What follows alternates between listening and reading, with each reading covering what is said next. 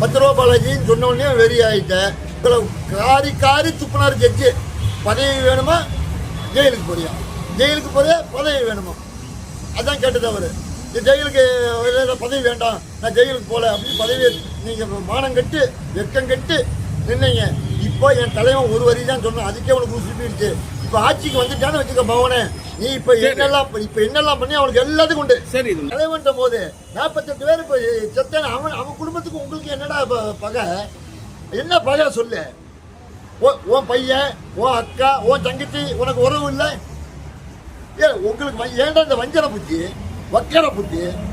ஆனால் ஒன்று, நான் நியூமராஜி பார்க்குறேன், ஜாதகம் பார்க்குறவன், ஒரு பாவம் செஞ்சாலே பல தண்டனை. செந்தில் பாலாஜி, உனக்கு நான் கொடுக்குற எச்சரிக்கிற நான் பயப்படவே மாட்டேன், எவனுக்கும் நான் பயப்படுறது கிடையாது. அப்படி போனால் போயிட்டு போகிறேன். ஆனால் 48 உயிருக்கும் அந்த ஆத்மாவுக்கும் பதில் சொல்லணும். நீ அந்த ஆத்மாவை விடாது. நீ செஞ்ச தப்பு உன் பரம்பரையே இனிமேல் அழிக்கும், அது மாத்திரம் உறுதி. நீ செய்யற தப்பு உன் பையன், பேரன், எல்லாம் நிம்மதியே கெடுக்கும், குடும்பத்தை உழைக்கும். அதை போய் ஞாபகம் வச்சுக்கோ. ஒரு தவறு செய்தாலே அதுக்கு தண்டனை.